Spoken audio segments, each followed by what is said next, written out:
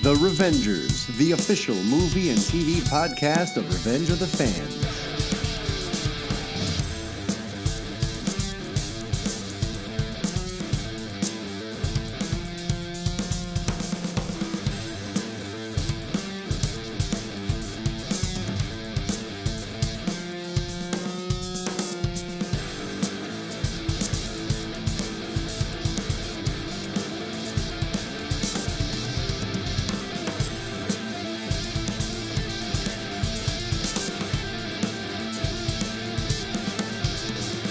Welcome to episode 30 of The Revengers, the official movie and TV podcast of Revenge of the Fans.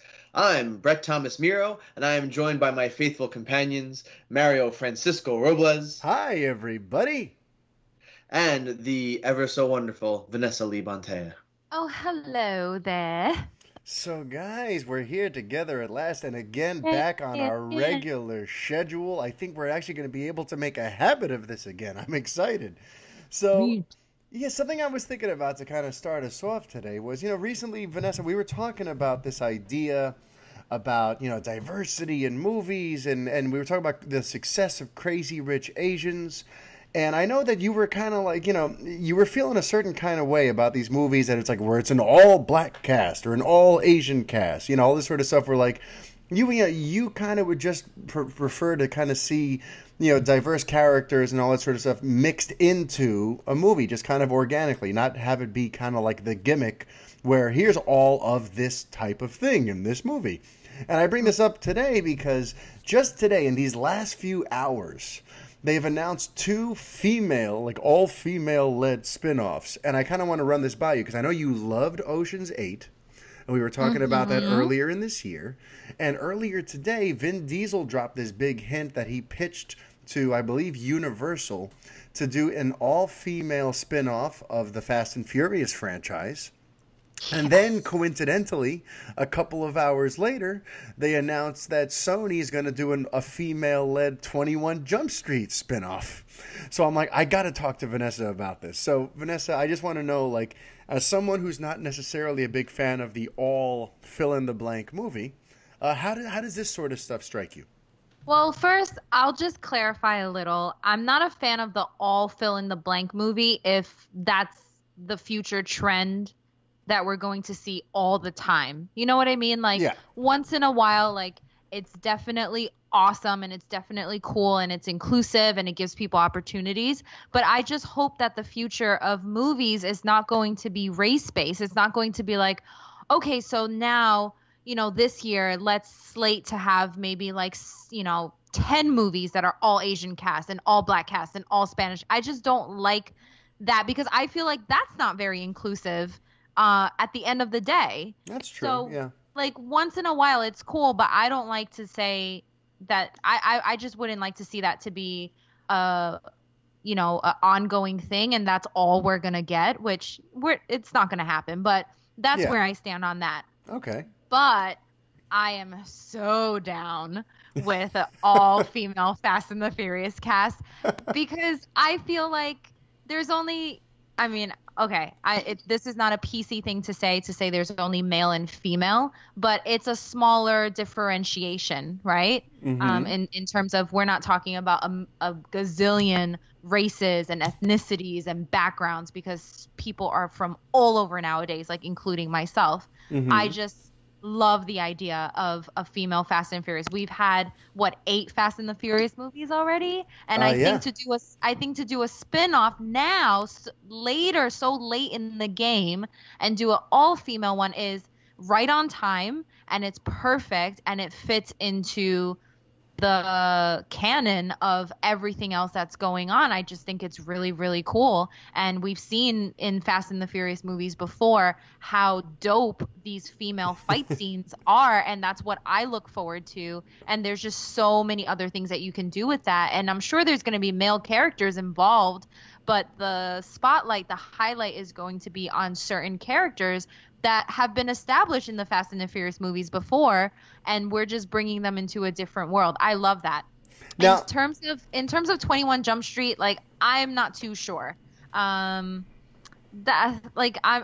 one seems a little, I don't know. It just doesn't seem exciting to me. Does it seem a little more forced? Because at least in Fast and Furious, you already had femme fatales like in the cast. And in the last movie, you had Charlize Theron as the villain. And, so there it kind of feels a little bit like it's more organic to grow it from Fast and Furious. Whereas 21 Jump Street, I don't know that there's like a built-in storyline that would explain now why it's the same premise, but with women this time. Like, it might feel more forced, right? Exactly. It's like, okay, like, why are we doing this? Whereas I feel like for Fast and the Furious, there is a good reason, and there's a reason that people can stand behind and get excited about, which I would be excited about to see in theaters. Like when they did the all-female Expendables. Did they ever do that? No, I think they were talking about it. There was all these rumors of the Expendables. I think they were going to call it something awful like that. Oh, no. But I don't think they did it. So I guess somebody wised up. Who doesn't like to see badass female fighters, assassins, or whatever? It's just part of the culture, I think, of that. Well, actually, genre. I don't, Vanessa. Okay, don't make assumptions about that is Brett. so rude of you to just assume that about me. No, I'm kidding. I think it's awesome. I love that stuff. Well, I'm curious, like for either of you though, does this feel at all cynical? Does this feel more like market research and like, oh well, Ocean's 8 did well, so let's find more all-female spinoffs? Or does this feel like it's just the time we're living in, and this came from something genuine, where the studios just they really genuinely want to tell these stories? Like I just want to know, like, does your cynicism alarm go off, or does this sort of stuff feel natural to you? Well, I'll tell you, like the way I feel about it is like they're still testing the waters with this. Like they don't necessarily have, I don't think, 100% confidence in some of these like female-led movies, because traditionally I don't know if they've done that well in the box office, with the exception of like Wonder Woman. Like, a lot of times, like I've seen, like, didn't Melissa McCarthy do a comedy like, like kind of cop detective thing with Sandra Bullock? Sandra Bullock, yeah. Yeah, The Heat. No, The Heat actually did really well, but it's everything else she's done since that's been like has just fallen on its face. But yes, that one did well. Well, okay, I think there's been a lot of like female like buddy cop comedies, Have there been? And no, female buddy cop comedies? Okay, maybe not buddy cop, but like female like Amy Poehler and Tina Fey. They've done their share of like two co-female leads in like kind of a comedy, or Melissa McCarthy and Sandra Bullock did Heat. So I feel like 21 Jump Street is going to be kind of that same vein, and it's not anything like new or exciting. It's been done, whereas Fast and the Furious with an all-female cast, that hasn't been done before, and that's why I feel excited about that. Well, what I was trying to finish saying too was like, it's okay. I don't feel like they have the confidence in creating like an original titled or franchised like female-led movie that's not tied to like a license, like Wonder Woman, for example, or Black Widow. So what they're doing is they're saying, okay, like obviously PC culture is like, well, the culture is changing. I shouldn't say PC culture. Culture is changing now, and we are, trying to push towards more diversity and stuff like that in film. And I think they feel safer slapping a known quantity on it, like 21 Jump Street or Fast and the Furious, because like they're like, they almost like test the waters. It's safer for them to slap a known franchise name on it and then put it out there without like feeling nervous if they like do a movie like that and then like an original one, like and then it bombs. Yes. So I think a little bit of that has something to do with it too, because it has nothing to do with 21 Jump Street. It has nothing to do with Fast and Furious. They're just like, we want to have more female-led movies, but I kind of think it shows a little unoriginality, in my opinion. Well, like, you know what it is? Create a new thing. Yeah, see, I agree with you, by the way. I'm glad you brought that up. But I also I guess I kind of see it both ways, because a part of me is just like, why does it have to be an all-female spin-off of a thing that's already in existence? Just create something new. If you like this idea, this general tone, what's to stop you from, doing your own thing? But then again, Ocean's 8 flies in the face of that, because like my whole thing about Ocean's 8, and we spoke about it on this show and I wrote about it a bunch, was that like it's not, it felt like a remake of Ocean's 11. It was like the same sort of premise, everything was like it, and I'm like, just call it something else. Danny Ocean isn't in it and all that sort of stuff, and I remember just kind of feeling like, just do your own thing. But then again, it ended up doing amazingly. So now I'm like, I guess now I see why the studios would look at that and just say, But all would right. people have checked it out, right? If it was called, Yeah. just like, Right. Girl Heist, or something like that. Like, I know, like, but listen, there's all those movies like Girls Thing, Yeah, Bridesmaid, Girls Night Out. So it would be like Girl Heist, and like I don't know if it would have done as well, but because it had the Ocean's license, I don't mean to like crap on it. It's the fact that it had the note like recognizable name. And I feel like that also pulls people to the theaters. Oh, I saw those Oceans 20, 40, and 90. So I'll probably like, Ocean's 8. 20, 40, and 90. Yeah, you didn't see those? So what do you say we get into the week's top stories? Oh, the top stories again.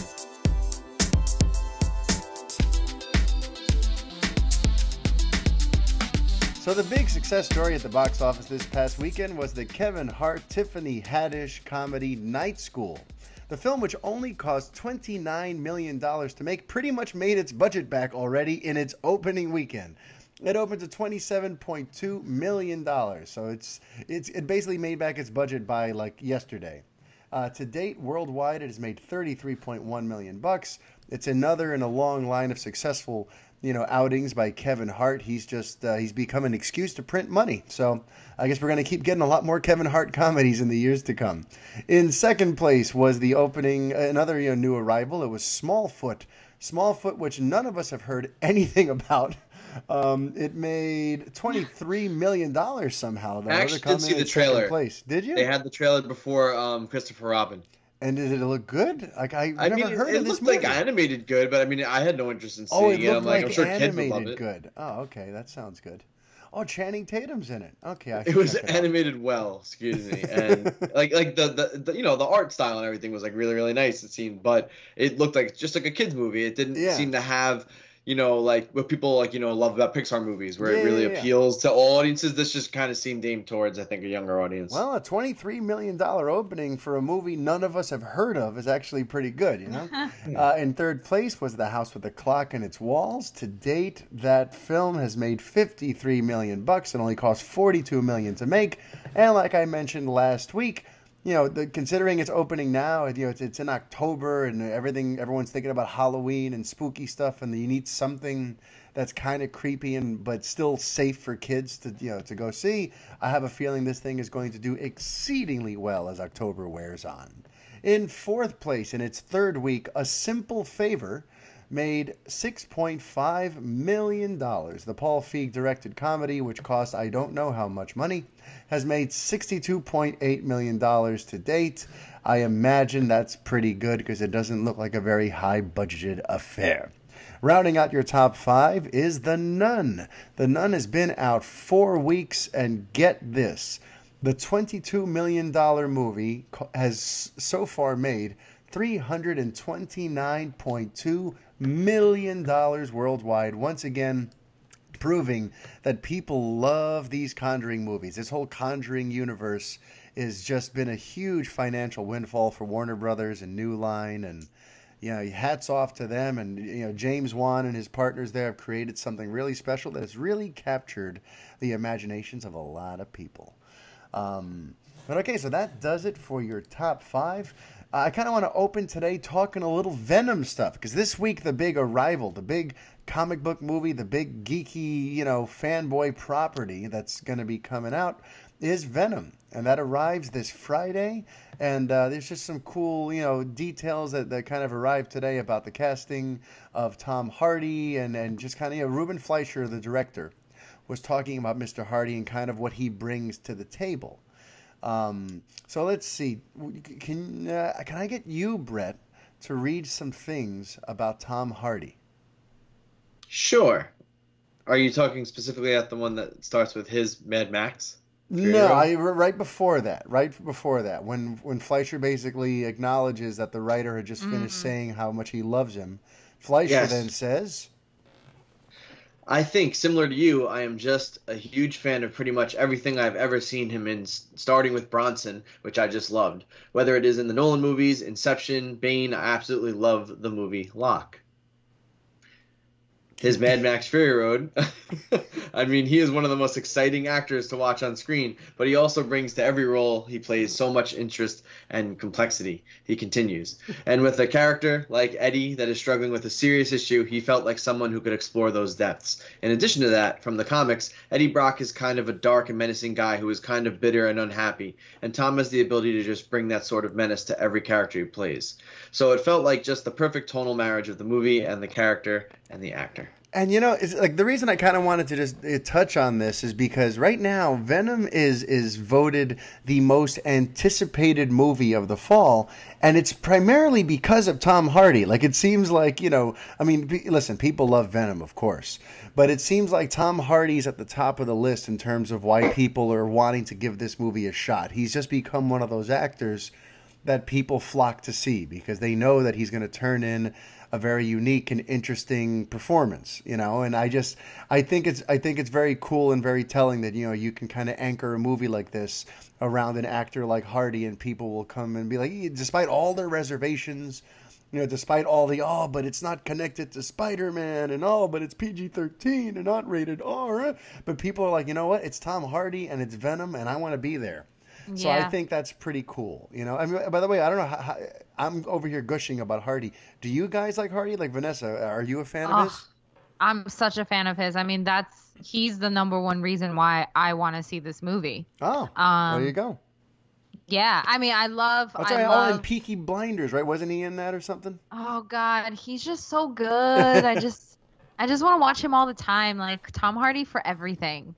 All right. And how about you, Brett? Are you a Hardy guy? I'm a Hardy boy. Yes. I should have said that. Oh, I'm kicking myself. Yeah, you really blew it. I really enjoy him. I like him in everything I've seen him in. I mean, he's like mostly why I have interest in this project. Really is. I mean, I'm into Venom and the character, but like, I don't know. The trailers haven't really like set me on fire. I think they did. The most recent one actually I did kind of like a lot, but I'm still just kind of like I think I'm just like I don't know what to expect. Like I want to have really high hopes. No, it's gonna be good, right? It's gonna be good. Well, I really hope it is. See, it's gonna be good. But that's the thing. See, I feel the same like uncertainty, but that's actually adding to my excitement because if you think about it, like so much of the stuff that we get, especially on the Marvel end of things, feels somewhat predictable. You kind of know it's going to be tied up in a nice, neat little package. It's part of this shared universe. It's basically just part of a greater equation, and you kind of know that they're not going to rock the boat too much, and yada, yada, yada. Venom, I'm like, I don't know what to expect. And the fact that Sony kind of has this weird freedom with what they can use and what they can't use, and the fact that Spider-Man does not appear to be in this one, but there's all this chatter about how he could eventually, that they all want to try to get to him at some point, have Tom Hardy versus Tom Holland and do this whole thing. I'm just like, you know what? I kind of like that I have no idea what's going on or what to expect. To me, the spontaneity and originality of that is exciting. Are you guys going to see it this weekend? Are we going to see it? Well, I'm actually going to a press screening tomorrow, and I'm going to have to let you guys know all about it. I hate you. I'm sorry. I'm not going to have time to go. I don't know. Not at least this week. I have a very, very busy week, so that one's going to have to wait for me. Yeah. I think I might go see it myself on Friday. Yeah. Oh, all right. Well, yeah, I'm seeing that tomorrow, and then I'm seeing A Star Is Born on Friday because that's the other big wide release. But I don't think our audience is a big A Star Is Born audience, so I'm not going to talk about that one too much. But that's in terms of Venom, I like that I don't know what to expect, and I don't know. I'm getting this very strong impression that by hook or by crook, at some point they are going to get Spider-Man into this world. And I know that I've heard all these rumors about them setting up Carnage and with Woody Harrelson playing him, and I'm like, all I'm thinking about is if this is all leading to like a Venom 2 where it's Venom versus Carnage, so that in a third film they do a maximum Carnage storyline with Spider-Man involved, my head will just come unglued from my body. Yeah. So so that's my thing. Yeah. So I'm just I'm excited. I'm excited. I'll let you guys know what I think when I see it tomorrow, but I'm excited. What do you think? What do you think of the PG-13 rating? See, my whole thing is, for as long as the film was shot to be a PG-13 movie, as long as it was intended to be a PG-13 movie, then I have no concerns. You know what I mean? I've said elsewhere that, my main thing is I get concerned when a movie that was shot to be hard R gets suddenly edited to bits in the editing room to turn it into PG-13. Because then now you're screwing with the director's vision. Now you're just trying to squeeze a quick buck, some extra dollars out of something.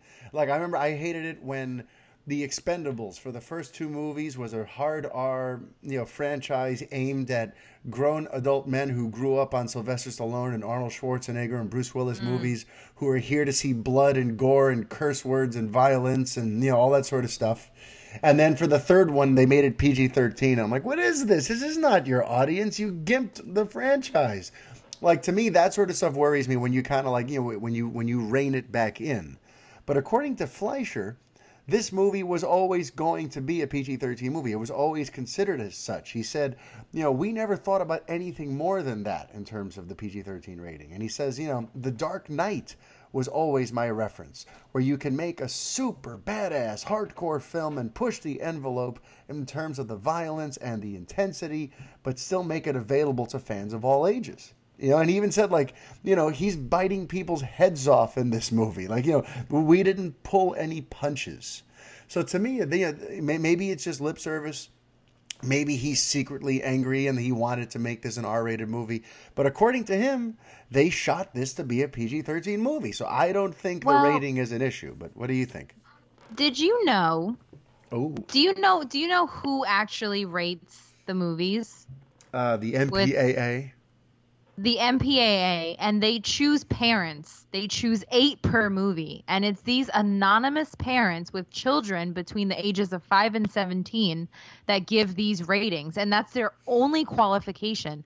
They have no degree or training in film or psychology. So these parents that they choose watch these movies and decide what type of rating it gets. Yeah. I mean, actually, there's a documentary about that. I have to look up what it's called, but there's a documentary about the MPAA process. And it's really interesting because it depends what focus group you have, basically.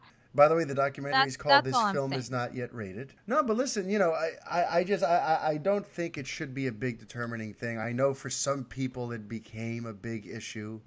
But I don't know, Brett, what do you think about this whole PG-13 versus R thing for Venom? Well, I mean, if it's, like you said, if it's making you decide whether to see the movie or not, that's stupid. I'm not on board with that. I know everyone wants an R now because we finally had Logan and we saw a rated R, super violent, super serious, Wolverine movie. And people, I think, wanted, now that we've had that, I think people want something like that for Venom, and they're just a little disappointed with it. So whatever, but it has no bearing on whether the movie's good or not. That's the most important thing, whether the story is good and it portrays the character well, not whether there's a little extra blood, maybe some just. I'm sure it's gonna be pretty violent enough on its own. Well, so it's it's implied. You get the point. We don't need guts flying everywhere all the time. Yeah, I mean, for you personally, as someone who's kind of on the fence about this movie, what does the rating do for your interest level? Does it affect it in any way? No, not at all. How about you, Vanessa? No, because Tom Hardy. There you go. All right, fair enough. That's going to be very interesting to track when that movie comes out this weekend, because right now, I feel like there's a lot of people in our midst, colleagues of ours, other bloggers, other podcasters. For some reason, people are rooting against this movie, and it's funny. Really? And the more negativity I see, the more people creating negative clickbait headlines about it, the more people saying don't bother watching it, it's not going to be worth it because there's no Spider-Man or this or that. The more I read that, the more interested I get, the more I root for it now, because I'm like, stop. Why are you prejudging? You haven't seen it yet. Give it a chance. I don't like this whole culture that's rising up in our little corner of the web, in our corner of fandom and geekdom, where there's just this weird feeling of mean kids holding the magnifying lens over the ants, trying to burn these movies and destroy them and somehow flex their muscles over these movies. I'm like, you know what? like, you should never be rooting against the success of a movie, period. Even if, like, no matter what's going on with you and what demented thing you have happening in your brain, you have to understand hundreds of people worked on this. There are people's careers on the line. There's a whole ton of pressure. This was a huge cumulative team effort to create this thing. So you should be giving it a fair shot to entertain you. If it doesn't, then so be it. You saw it, you didn't like it, whatever. But to be gleefully piling onto something just for the sake of being a mean kid and getting some extra retweets or some extra clicks on your blog, you're a fool and you're an idiot and you're going against what we're here to do. I'm sorry, that was just I didn't expect to kind of go there. Tell me how you really feel. That was my, like, the fanboy podcast moment. We just had a crossover moment. Anyway, okay. So now we're going to change gears a little bit to something else I'm very passionate about. Because over the weekend, there was some interesting information that came out from our old friend, Zack Snyder, who loves to go over on Vero, whatever it's called, and, kind of like address fan theories or answer fan questions about what his original plans were going to be. And, he seemed to confirm this idea that Batman would have been killed off. More than likely in Justice League 2 is what people think the plan was, for him to sacrifice himself in Justice League 2 and yada, yada, yada. And I don't even necessarily want to focus on that hypothetical, because it doesn't really matter anymore, because he's not calling the shots. And similar to what Brett said last week, like, I'm tired of, like, relitigating the past, and I'm tired of focusing on things that aren't going to happen and, just didn't happen. But for me, the bigger takeaway, and I wrote a whole piece about this on the site today, is this whole idea of, like, if that's true, and if it really was that he was planning on concluding this arc in Justice League 2, and that this wasn't meant to be this everlasting shared cinematic universe like the Marvel thing is, if this was only ever going to be a self-contained story like Christopher Nolan's Bat trilogy, which had its own beginning, middle, and end, then I feel like they should have let us know that. We should have known this. Or they should have corrected people when they were comparing it to what Marvel's doing. Because I think that's one of the reasons people lost their minds. When they didn't like how this Batman was portrayed, when they didn't like how this new Superman acted in Man of Steel, a lot of it was like, oh my goodness, they're making these movies now with these versions of these characters that we don't like. They killed off Jimmy Olsen. We found out that they killed off Dick Grayson. They killed off Clark Kent. Like, there's all these different, we're saddled with an old, nearly retiring Batman. How is that fun? I wanted to see Batman in his prime. Like, there were so many creative decisions Snyder made that perhaps would have gone down so much more smoothly if we knew that this is just its own little self-contained story and that it's going to wrap up by 2019 when the final Justice League comes out. You know what I mean? Would that have taken the edge off for you, Brett? Would it had any impact on your feelings about Snyder's DC movies?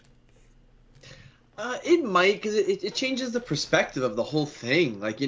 Had I known it was going to be akin to like Nolan's trilogy, where it was just like, here's my Batman story. Yeah, it's gonna fit into these. This is my Batman story. If I knew this was his Batman story, and it was just gonna be like an overall arc and end, I might have looked on it a little differently. I mean, listen, it's not gonna correct the film's flaws, though. Still, of course, no. I get it. But I mean, listen, I'm always down to see something through, but when you positioned it as this is gonna be like the shared universe moving forward.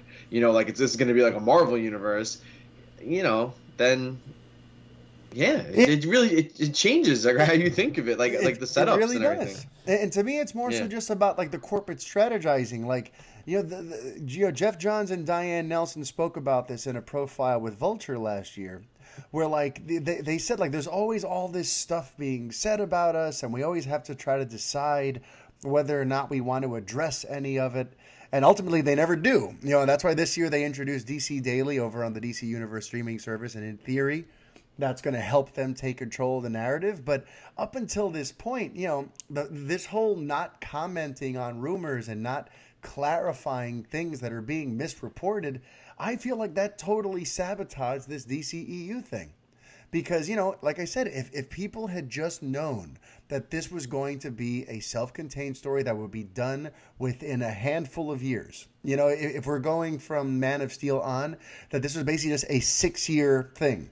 And that after the final story is told, it'll conclude, and then now we're going to go into a new chapter of the DC saga with a whole new fresh set of eyes. If people had just known that, I feel like more people would have given it a chance. There would have been more like internal support. It wouldn't have been like this big sort of negative thing where it sort of spiraled out of control because people were not liking this version of the DC mythology, you know. But I don't know, like Vanessa, does any of this strike anything within you? I agree with Brett. You know, I feel like if I had known that this was more of a self-contained, I love the article that you wrote on the website on revengeofthefans.com, because the stuff that you listed of the world that this might have taken place in if he had gotten the chance to finish out the whole thing is just so exciting, and it's something I would like to see and something I would be interested in, a different form of storytelling and a different perspective.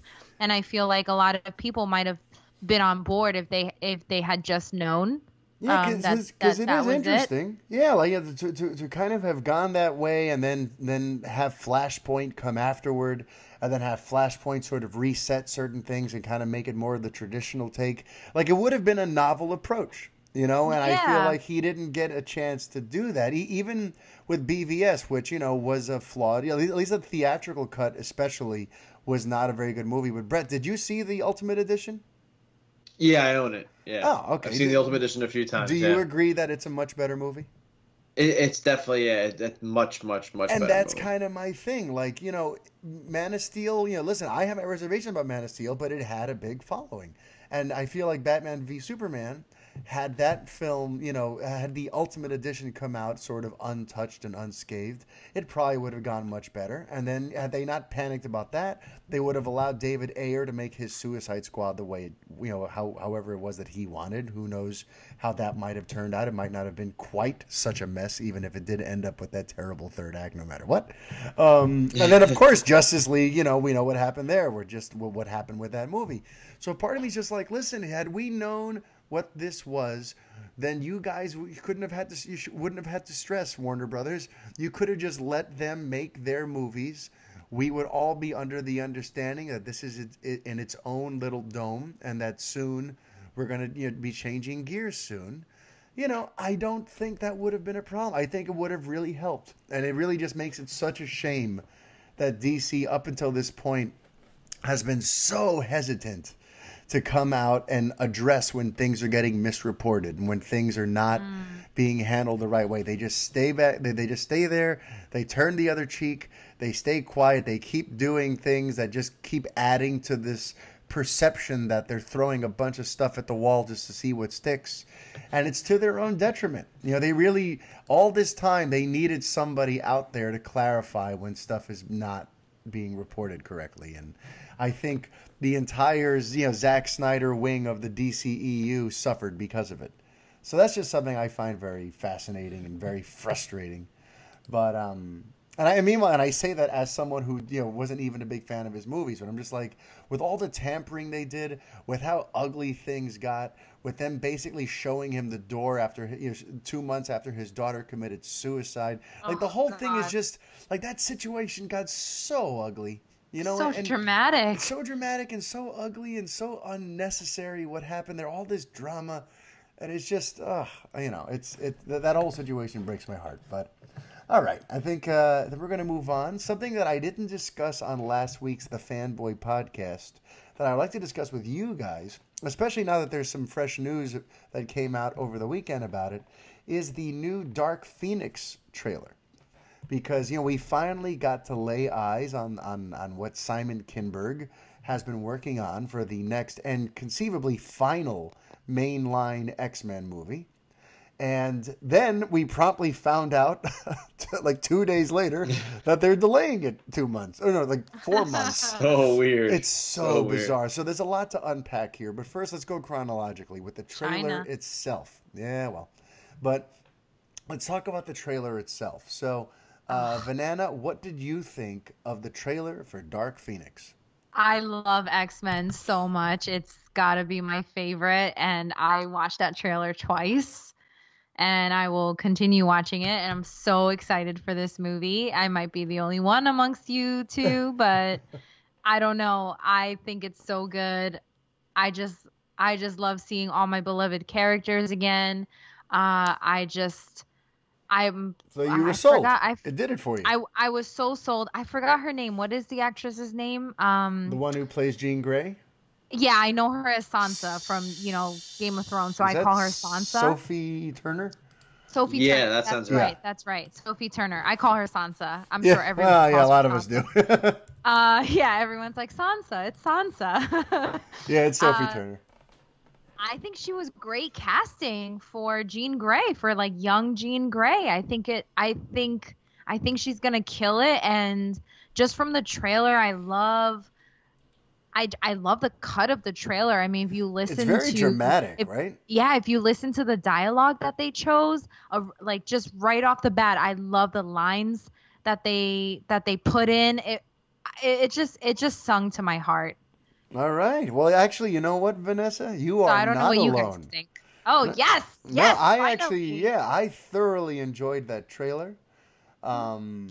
It's much more dramatic and much more of like a sweeping-looking epic than I was expecting. Listen, with Kinberg, he's an unknown commodity. He's never directed before.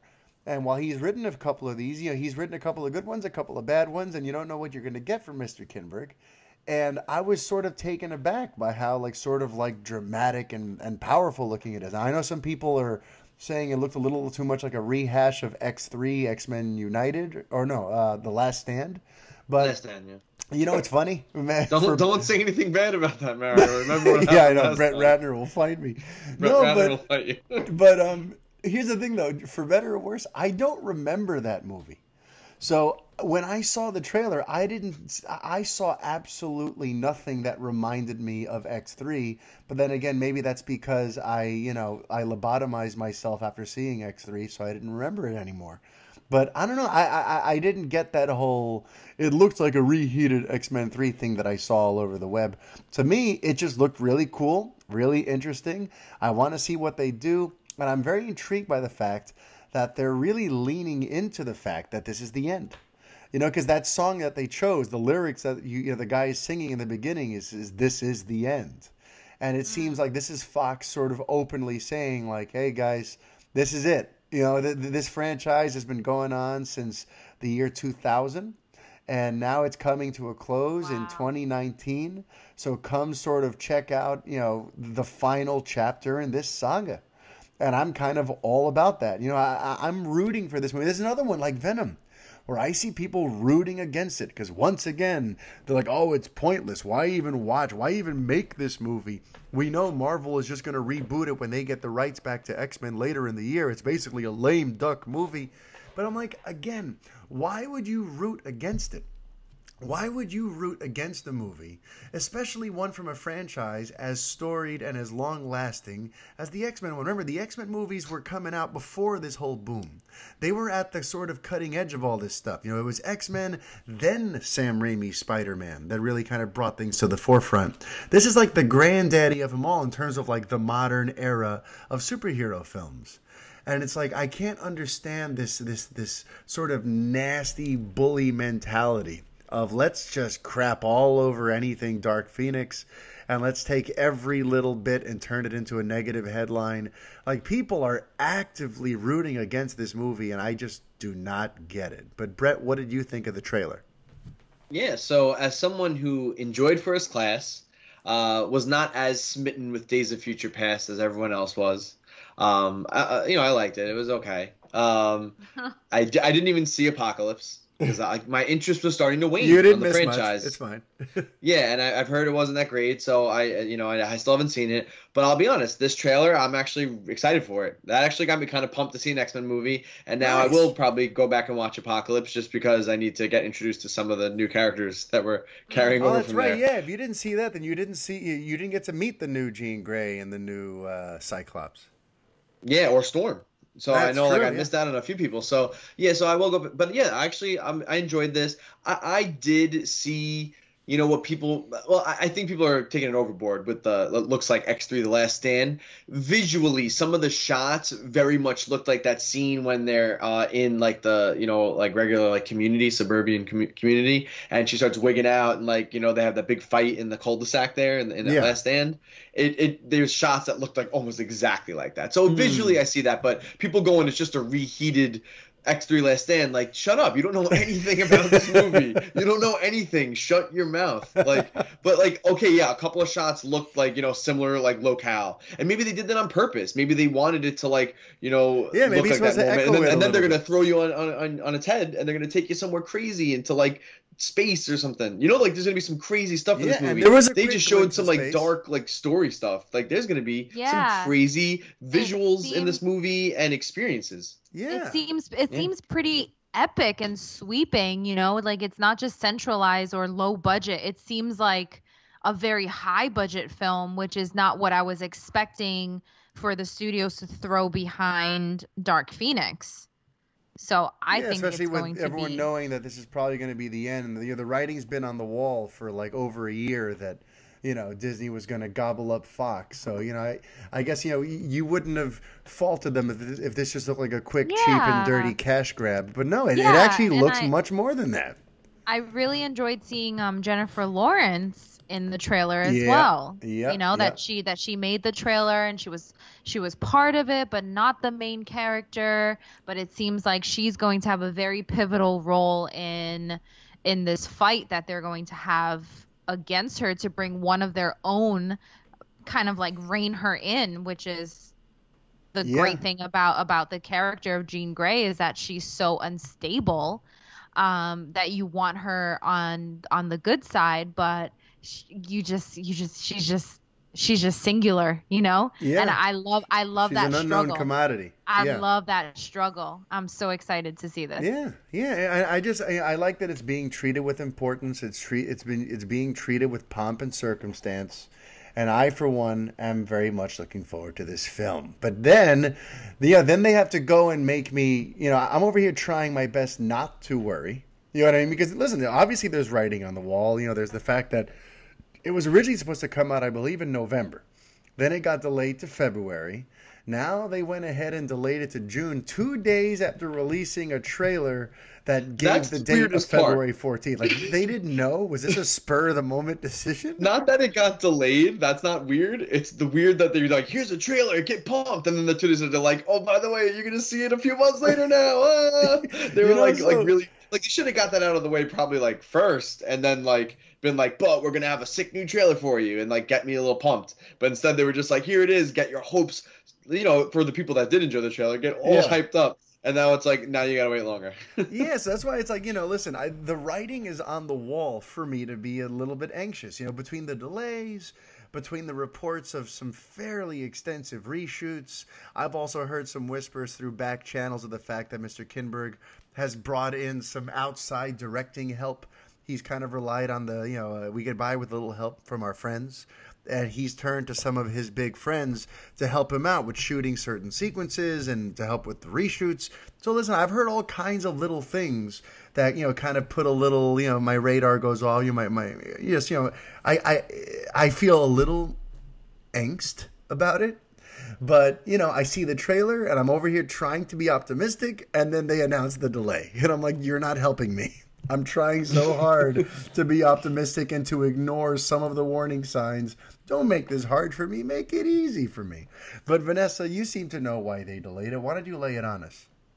Oh, well, they delayed it. Why? because you associate me with China. Well, no, because you mentioned it. You just made it racial. Oh, you already mentioned it while I was talking before. I sure did. I'm not from China though, but apparently the trailer played very well with Chinese audiences, so they're kind of shifting it from a logistical stance so that to optimize the Chinese market. Yeah, like it can really hit hard that weekend or whatever date. Whatever day June 7th is, In that way, it does feel like strangely reactionary. Like, I didn't know studios could make these decisions on a whim. Because, like, Brett, like, you were just saying, like, couldn't they have announced it sooner? But apparently not. Because apparently the decision to delay it came from how well the trailer performed in China. If you believe the sort of official reason. Apparently the trailer did incredibly well in China. So they said, you know what, let's delay it. That's apparently the reason. You know what, though? Probably because, like, I wonder if, like, with this Disney, deal going on, like, maybe they still get to keep the rights and the money from any movies they currently had in development. Yeah, so they do. They really want this one. They probably do. So they just said, hey, this is our last one. Let's just rake in some cash. We'll get some bonuses for the executives. All the lower-level workers won't get anything. And, they'll have a good time. So, yeah, I mean, the whole thing, and by the way, I'm about to throw you guys a bit of a left, I'm about to come a little out of left field at you. Because as part of that announcement, too, there was another thing that I just found very perplexing. Fox did a bunch of really curious things on Friday. So, they announced that, Dark Phoenix is going from February to July. To June. Then they announced that Alita Battle Angel, which was directed by Robert Rodriguez and produced by James Cameron, got bumped from December 21st to February 14th, Dark Phoenix's old spot. So it's like, okay. But then in the December 21st spot, they put a PG-13 re-release of Deadpool 2. I'm like, yeah, that is the weird thing. I remember reading that. What is happening? Listen, I don't expect us to have a lot to say on it. I just needed to just share. And I actually did like a Periscope. I never do Periscopes on Twitter, but I felt compelled because I was driving upstate to work over at Bear Mountain. I had some time on my hands as this news broke, and I'm like, I need to shout about this. I've never heard of most of this happening ever. Like, what is the precedent for this? So because on the one hand, okay, it seemed like Fox finally wisened up because December 21st, as we know, is a traffic jam. That's the same day that the Transformers spinoff Bumblebee comes out. It's the same day that Aquaman comes out. It's the same day that Mary Poppins Returns comes out. So it's a huge day. And Angel, whatever it is, Alita Battle Angel. That one was always going to suffer on a day like that. So it made perfect sense to move it out of there. But then you put in a re-release of Deadpool 2, a movie that already did very well earlier this year, but with a PG-13 rating. Like, there's so much about weird. This. Yeah, like it feels oddly like unprecedented. It feels strange. Maybe those reshoots are costing a lot of money, and they're like, "Yo, get out the PG-13 release of Deadpool. Let's get some cash to pay for these Dark Phoenix reshoots." I'm not kidding, actually. I'm saying it like jokingly, but honestly, think about it. They got the scratch. That's probably a really easy way. They have the scratch, but maybe they said, "Let's get a little extra scratch." Again, they need those bonuses. They need those bonuses so they can go to like space and stuff where all the rich people go. I just, Fox, I don't know what's going on over there. It just feels like, it might all just be money. It might just be like they're figuring out how do we make as much money before Disney completely gobbles us up and fires most of us. That's 1,000% what they're doing. Yeah. Like, and it's just weird though, because now this makes a big quandary. Because, already bigger than there already was for December 21st. Because you already had, while Mary Poppins Returns wouldn't necessarily appeal to the same audience, although I think there is some crossover there with like families looking for like a cool adventure, a cool escape around the holidays. But that's not direct competition. But Bumblebee and Aquaman are both vying for the same exact eyeballs. You know, they're going for that same PG-13 crowd of, you know, guys who want to see action movies and explosions and girls who like that sort of stuff too. And like, I don't know. It's just like, I feel like it's the same demographics. I'm sorry if that was inarticulate of me, but they're going for the same age ranges, the same demos. And a PG-13 Deadpool 2 is going to go after those same eyeballs. So now there's 3 movies that in theory appeal to the same type of audience member coming out on the same exact day. That's going to be such an interesting weekend to cover in terms of box office. It's going to be interesting to see from just corporate studio strategizing. Whoever decided that we're going to open all these movies at the same time. I mean, obviously it was each studio independently, but the fact that like none of them decided maybe we should move to a different day so we can maximize our profits. It's going to be fascinating because I'm pretty sure it's, I think they're all going to suffer. I think they're all going to have a lower weekend than they would have had they opened up on a weekend without so much competition. So I think they're all hurting each other with this game of box office chicken that they're playing right now. But I guess we'll cross that bridge when we get to it in December. Agreed. But that's it. You know what? I think that just about does it for episode 30 of The Revengers. Vanessa and Brett, thank you once again for making the time to do this, to give this wonderful podcast to the wonderful listeners and readers of Revenge of the Fans. And Vanessa, why don't you tell people how they can find you on the Twitter?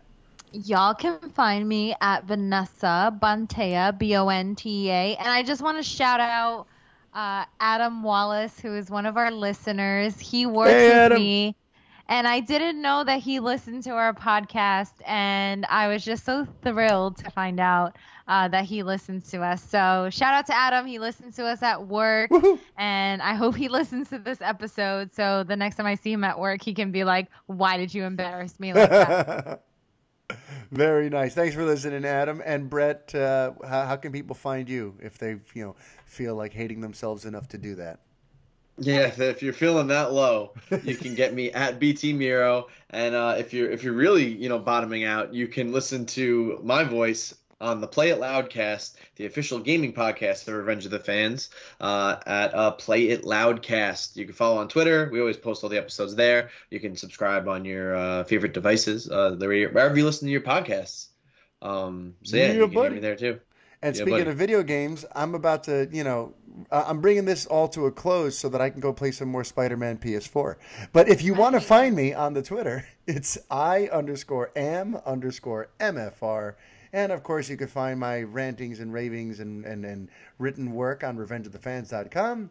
And then I've got my Friday solo show, The Fanboy Podcast. If you haven't heard last Friday's episode, I strongly recommend it. I had author Mark O'Connell on to talk about his book, Watching Sky, Star Wars, Spielberg, and Us. And we had a really, really epic chat about all kinds of things, including the evolution of fandom and how sort of entitled and crazy things are right now with the way everyone cyberbullies the artists and creators who make the projects that they love, but they don't make it exactly the way they want them to. So anyway, thanks for listening. And until next week, folks, we are the Revengers. And we'll be back. Will we?